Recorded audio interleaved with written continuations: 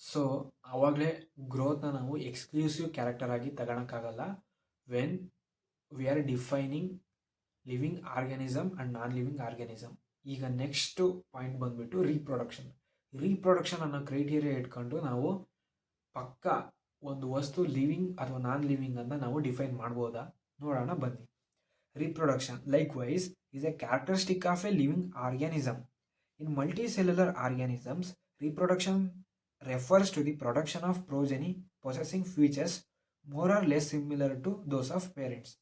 ಇದರ ಅರ್ಥ ಏನಪ್ಪ ಅಂದರೆ, ಮಲ್ಟಿಸೆಲ್ಯುಲರ್ ಆರ್ಗ್ಯಾನಿಸಮ್ಸಲ್ಲಿ ಒಂದು ಆರ್ಗ್ಯಾನಿಸಮು ಇನ್ನೊಂದು ಆರ್ಗ್ಯಾನಿಸಮ್ನ ಅಥವಾ ಆಫ್ ಸ್ಪ್ರಿಂಗ್ಸ್ನ ಪ್ರೊಡ್ಯೂಸ್ ಮಾಡುತ್ತೆ, which are less or more similar to their parents.